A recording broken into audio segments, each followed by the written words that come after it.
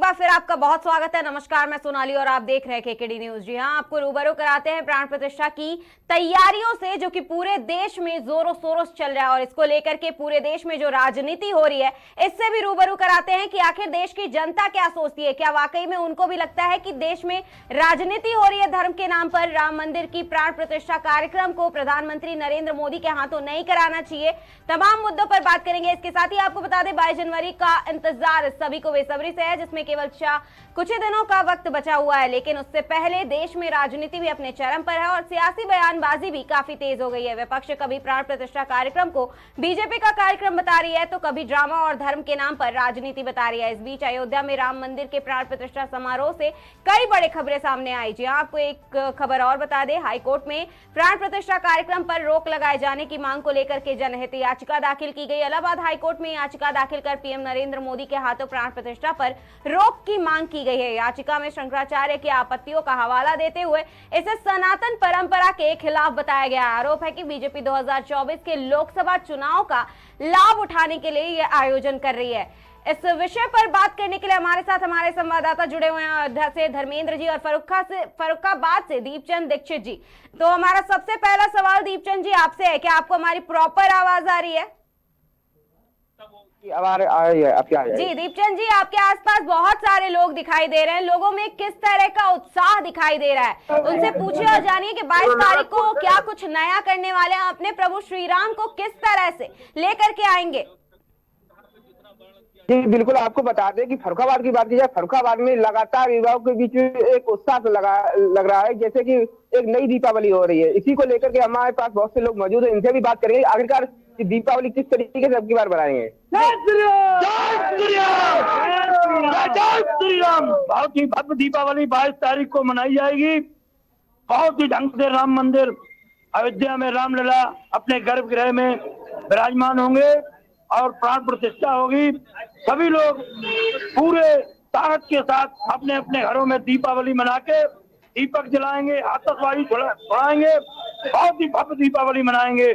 जय श्री राम। ये बहुत ही गर्व की बात है, अयोध्या में 500 वर्षों के बाद राम मंदिर का निर्माण हो रहा है। ये हम सब लोगों के लिए बहुत ही गर्व की बात है। जय श्री राम, जय जय श्री राम। विपक्ष का कहना है कि ये राजनीतिक हो रही है। विपक्ष कुछ भी कह सकता है, राम मंदिर का निर्माण हो रहा है और बहुत ही बढ़िया ढंग से पूरा देश दीपावली मनाएगा। प्रधानमंत्री मोदी उद्घाटन नहीं करेंगे, क्यों नहीं करेंगे? उद्घाटन मोदी जी करेंगे तो क्या हुआ, है लोग जो याचिका दाखिल कर रहे हैं उन्हें करने दो। हमारे साथ और भी मौजूद है, इनसे भी बात करें। आपका नाम क्या है? भारद्वाज। अब की बार जैसे राम प्राण प्रतिष्ठा 22 तारीख को है, तो क्या कहना चाहिए, किस तरीके से मनाएंगे आप लोग? दीपावली एक नई और दूसरी दीपावली ये देश में मनाई जाएगी और बहुत भव्यता के साथ मनाई जाएगी और पटाखे, दीपक और मिठाइयाँ विस्तार बर्तन होगा। तो हमारे साथ और भी भैया मौजूद है, इनसे भी बात करेंगे। दादा क्या नाम है आपका? मोहित कुमार। अब की बार 22 तारीख को प्राण प्रतिष्ठा है अयोध्या में, तो आप किस तरीके से दीपावली मनाएंगे? अब तो खुशी है अयोध्या की, अब तो खुशी। जय श्री राम। राजनीतिक पार्टियां कहने की ये तो एक राजनीतिक मुद्दा है। राजनीतिक पार्टियां इसलिए कह रही हैं, उन्होंने कुछ कर नहीं पाया इसलिए कह रहे हैं, और भगवान राम की इच्छा है मोदी से उद्घाटन कराने की, हिंदू मुस्लिम को उद्घाटन बांटने की करेंगे। कोशिश की जा रही है इसके तहत। भैया मौजूद, इनसे भी बात करेंगे। दादा क्या नाम है? प्रमोद मिश्रा। राजनीतिक पार्टियां एक मुद्दा बता रही हैं राम मंदिर बनाने के लिए। देखिए, ये कोई मुद्दा नहीं है। पूर्व में बहुत सी सरकारें रही हैं, 70 वर्ष कांग्रेस का शासन रहा है, लेकिन आज तक राम के लिए उन्होंने क्या किया है? आज जब हमारे देश के यशस्वी प्रधानमंत्री नरेंद्र मोदी जी ने राम मंदिर का निर्माण कराया है, तो कहीं न कहीं उनका एक बहुत बड़ा योगदान है। और भारतीय जनता पार्टी हमेशा से सनातन धर्म में विश्वास करती है और मैं मानता हूं कि नरेंद्र मोदी जी ने जो किया है बहुत अच्छा किया है। ये कोई राजनीति नहीं है, विरोधियों को कोई अब मौका नहीं मिल रहा है तो अब वो अनाप शनाप बक रहे हैं, लेकिन ये कोई राजनीति नहीं है। सबके पास मौका आया था, किसने क्या किया? उन्होंने कार सेवकों पर गोलियां आप कैसे ले सकते हैं इस बात का कि हम राजनीतिकरण कर रहे हैं? उनके पास कोई मुद्दा ही नहीं है इस पर बोलने का। विपक्ष पार्टियां राम मंदिर उद्घाटन में नहीं जा रही हैं। ये बता रही हैं कि वो सनातन विरोधी है। मोदी सरकार की मानसिकता बता रही है कि वो सनातन विरोधी हैं और इसी पैटर्न पर अगर राजनीतिक पार्टियां चलती रहेंगी तो वो नेस्तनाबूद जल्दी ही हो जाएंगी। और मुझे लगता है कि इसी तरीके से अगर उनका क्रियाकलाप चलता रहा तो ये 24 का चुनाव एक तरफा हो अब जाएगा। की बार 400 पार। दीपचंद जी, आपके पास से कोई ये भी बोल रहा है कि अब की बार 400 पार, क्या इसी राम मंदिर के मुद्दे को लेकर के ही ये बोला जा रहा है कि अब की बार 400 पार आएंगे भाजपा की तरफ, क्योंकि राम मंदिर बनवा दिया भाजपा ने? जी बिल्कुल, आपको बता दें कि यहाँ पे बता रहे हैं 400 पार, लेकिन लगता है कि राम मंदिर बनने से ही क्या 400 पार होंगे क्या? देखिए, देश में इस समय जो माहौल हो रहा है, पूरा देश राममय हो रहा है, तो इसमें कोई दो राय नहीं है। और जिस तरीके से विपक्षी पार्टियों ने राम मंदिर में जाने का न्योता ठुकरा दिया है, तो जो आम जनता है उसके मन में यह आ रहा है कि सनातन विरोधी है। ये मोदी की गारंटी है। सनातन सभ्यता का देश है, यहाँ लोग सबसे पहले राम में विश्वास करते हैं। इसलिए लोगों का जैसा कि घटनाक्रम हो रहा है, लोग अन्य दलों को छोड़कर बीजेपी में जा रहे हैं, तो मुझे लगता है कि अगर यही चलता रहा तो पूरा चुनाव एक तरफा हो जाएगा और पूरा देश राममय हो जाएगा और 400 पार बीजेपी चली जाएगी। अखिलेश यादव जी कह रहे हैं कि हम प्राण प्रतिष्ठा होने के बाद जाएंगे, ये मोदी का प्रोग्राम है। देखिए, मोदी का कोई प्रोग्राम नहीं है, ये ना बीजेपी का प्रोग्राम है, ये श्री राम का प्रोग्राम है। ये एक उनकी साजिश है। उनके पिताजी ने राम सेवकों पर गोलियां चलवाई थी, तो उनके पाप, अगर मेरा मानना है कि वो अभी भी चले जाएं तो शायद उनके पाप धुल जाएंगे। और कोई अगर उनको बचना है यूपी में, अगर यूपी में अपनी उन्हें प्रतिष्ठा भी बचानी है तो 22 तारीख को चले जाएं, नहीं तो वो भी खत्म हो जाएगी। भाजपा नेता अर्पणा यादव कह रही है अगर हमारे पिताजी होते वो प्राण प्रतिष्ठा में जरूर जाते, इस पर क्या कहेंगे? अब उनके पिताजी जाते, ये उनकी निजी राय है, लेकिन कार सेवकों पर गोलियां चलवाने वाला राम भक्त तो नहीं हो सकता है। जय श्री राम। आपका नाम क्या है? आप आ जाओ। 22 तारीख को प्राण प्रतिष्ठा है, तो किस तरीके से आप लोग दीपावली मनाएंगे? हम अपने मंदिर में, हमारे जो आसपास मंदिर हैं उनमें दीपक जलाएंगे, उनमें अखंड पाठ कराएंगे, रामायण का पाठ कराएंगे और नाचेंगे और भव्य तैयारी कर रहे हैं मंदिरों में। दीपचंद जी, आप हमारे साथ बने रहिए। एक सवाल हम अयोध्या से ले लेते हैं धर्मेंद्र जी से। दीपचंद जी, आप ऐसे ही बने रहिए हमारे साथ। धर्मेंद्र जी, आपको हमारी आवाज आ रही है? जी मैम। जी धर्मेंद्र जी, किस तरह से तैयारियां की जा रही हैं? आप तो अयोध्या में ही मौजूद हैं और अयोध्या में क्या भव्य तैयारी की जा रही है। पूरा देश देख रहा है, पूरा देश भी तैयारी कर रहा है, लेकिन अयोध्या में क्या कुछ अलग किया जा रहा है? किस तरह का उत्साह लोगों में दिख रहा है? हिंदू मुस्लिम की बहुत बात हो रही है, लेकिन अयोध्या में दोनों ही लोग रहते हैं, दोनों ही निवास करते हैं और श्री राम के लिए दोनों ही लगातार काम कर रहे हैं। आप उन्हें देख भी रहे हैं, समझ भी रहे हैं। किस तरह का उत्साह दोनों ही लोगों में नजर आ रहा है? जी मैम, हम कहना चाहते हैं कि अयोध्या के लोग, जो हिंदू मुस्लिम दोनों, चाहे जो भी समाज का हो, सभी लोग भगवान राम के प्राण प्रतिष्ठा की तैयारी लेकर वो बहुत उत्साह है लोगों में। और अयोध्या में जो देख सकते हैं आप, जगह जगह पर पुलिस प्रशासन की सुरक्षा व्यवस्था बहुत अच्छी तरह से है। अब बिना पास देखे हुए किसी को अंदर एंट्री नहीं दिया जा रहा है। चाहे राम जन्म 22 तारीख की जो प्राण प्रतिष्ठा होनी है, उसके लिए आज हमारे माननीय मुख्यमंत्री जी आए थे, उसका जो निरीक्षण भी किए हैं और प्राण प्रतिष्ठा जो होने वाली है बहुत अच्छी तरह से हो रही है। जी, लगातार मुख्यमंत्री सीएम योगी आदित्यनाथ की तरफ से भी निरीक्षण किया जा रहा है और प्रशासन की जो व्यवस्था है वो भी बहुत ही ज्यादा सुदृढ़ नजर आ रही है। धर्मेंद्र जी आप मैंने बता दे कि राम जन्मभूमि का जो घेरा है एनएसजी अपने हाथों में ले लिया है।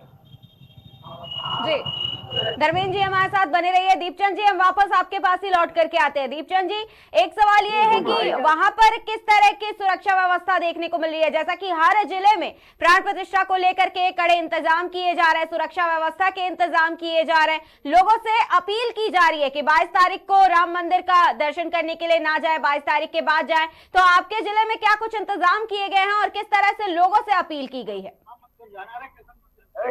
जी बिल्कुल, आपको बता दें कि सुरक्षा व्यवस्था के कड़े इंतजाम किए गए हैं। जगह जगह फोर्स तैनाती निरीक्षण कर रहे हैं। कप्तान साहब जमीन पे उतर के बिल्कुल नृत्य कर रहे हैं, हर जगह जाते हैं, थाने में जाकर के सार्वजनिक स्थल पर भी जाते हैं, नृत्य कर रहे हैं और लगातार सभी को निर्देश दिए गए शांति व्यवस्था बनाए कि कोई भी किसी की कोई भी अभद्र भाषा ना हो और बिल्कुल शांति व्यवस्था के माहौल यहाँ पे बना हुआ है। जी दीपचंद जी, आपके पास तो एक महिला भी मौजूद है, उनसे पूछिए कि वो किस तरह से अपने घर को सजा रही हैं, किस तरह से मंदिर में पूजा पाठ करेंगी, अपने श्री राम को लाने के लिए क्या कुछ तैयारियां कर रही हैं। माता जी क्या नाम है आपका? हमारा माया देवी। पहली बार भगवान जी की प्राण प्रतिष्ठा हो रही है अयोध्या में, तो आप क्या देख रहे, कैसे का मनाएंगे इसकी बार? हम भाई दीपावली मनाएंगे, खूब खुशी मनाएंगे, खूब अच्छे से होली दीपावली मनाएंगे और खूब खुशियां मनाएंगे।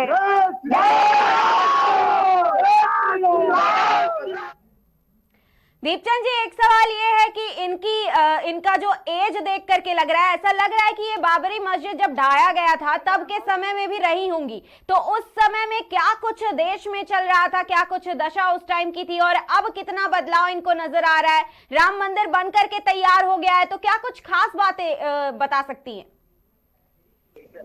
जी बिल्कुल, आपको बता दें जैसे कि बाबरी मस्जिद खराई गई, तो उसके बारे में क्या कोई जानकारी है आपको?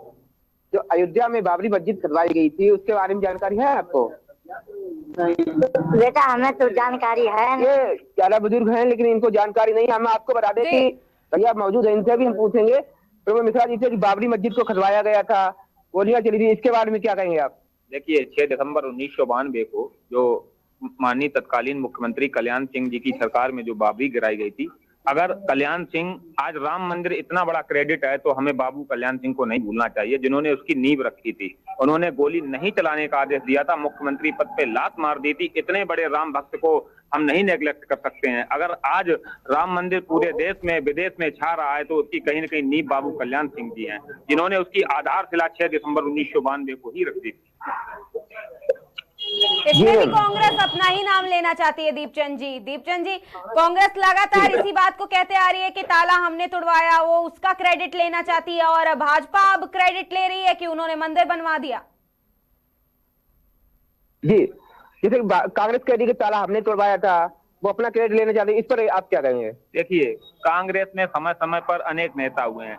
राजीव जी ने ताला तोड़वाया था, ये 1985 में सत्य बात है, लेकिन इसके बाद ये वही कांग्रेस है जिसने सुप्रीम कोर्ट में हलफनामा दिया कि राम थे ही नहीं, राम काल्पनिक थे।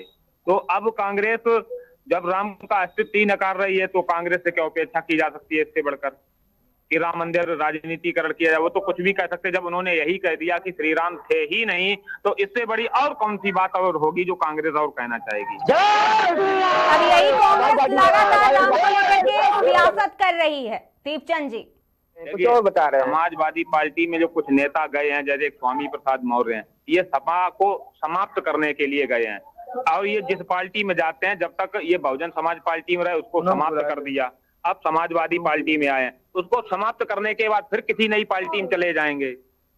तो क्या ऐसे नेताओं पर कार्रवाई होनी चाहिए? सनातन को लगातार विरोध टारगेट बना रहे हैं। अगर को ये लगता है कि अगर हमें अपना अस्तित्व बचाना है, समाजवादी पार्टी को यूपी में अगर अस्तित्व बचाना है तो इन पर कार्रवाई करनी चाहिए, नहीं भुगतना तो समाजवादी पार्टी को पड़ेगा ना। भारतीय जनता पार्टी सत्ता ऊपर से जिला से प्रदेश से लेकर के राज्य देश में भी भारतीय जनता पार्टी, लेकिन वो कार्रवाई क्यों नहीं कर रही इन पे?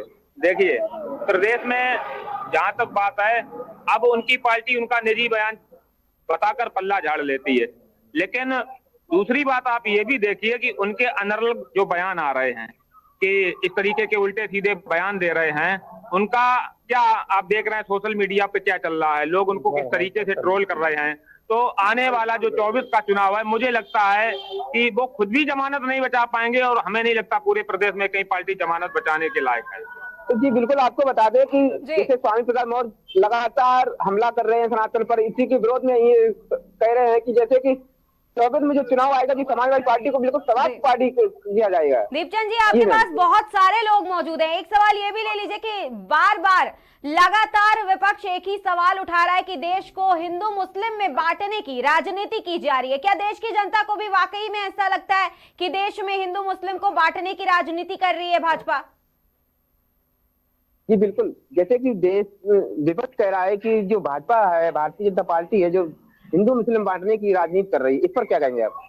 देखिए, कांग्रेस कह रही है कि हमने ताला खुलवाया था, लेकिन इसी के पीछे जाइए तो उस टाइम 1949 में जिलाधिकारी थे नैयर जी।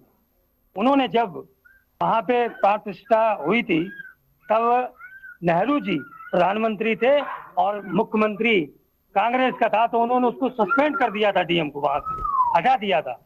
वो आज कह रहे हैं कि राम मंदिर का ताला उन्होंने खुलवाया था, जबकि समय समय पे सुप्रीम कोर्ट में भी उन्होंने कहा है कि इसको देरी से सुना जाए।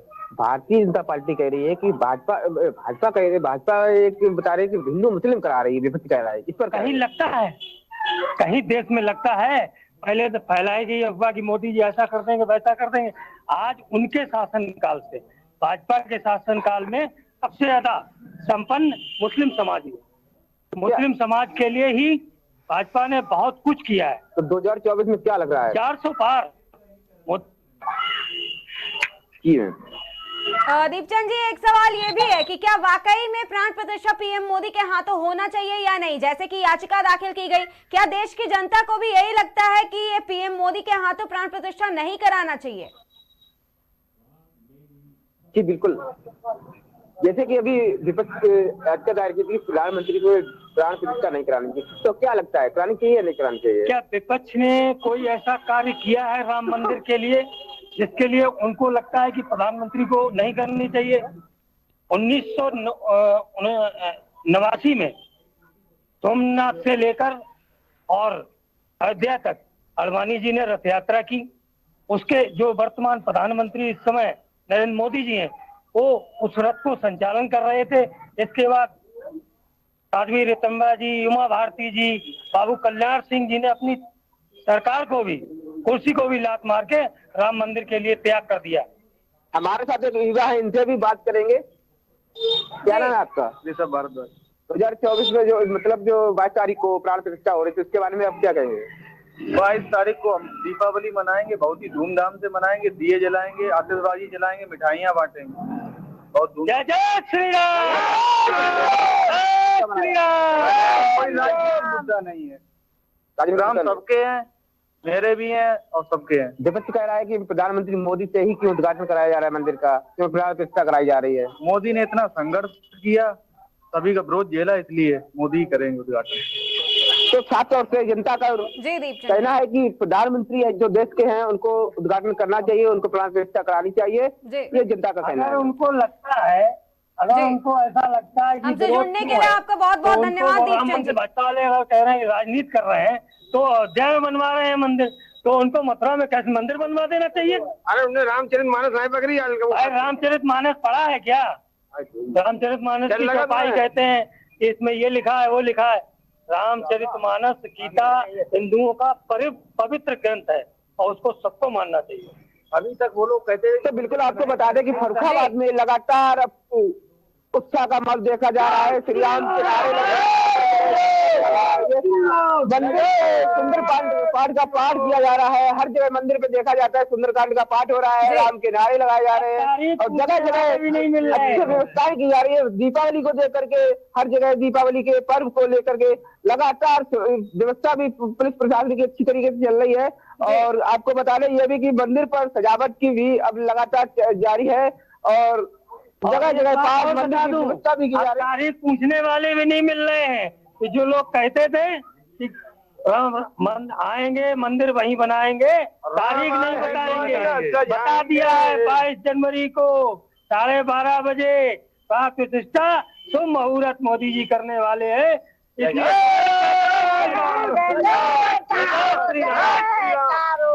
तो आप देख सकते हैं यहाँ पे सभी लोग। जी दीपचंद जी, हमने सुना देश की जनता में कितना उत्साह है, फर्रुखाबाद की जनता में कितना उत्साह देखने को मिल रहा है। लगातार जय श्री राम के नारे भी लगाए जा रहे हैं।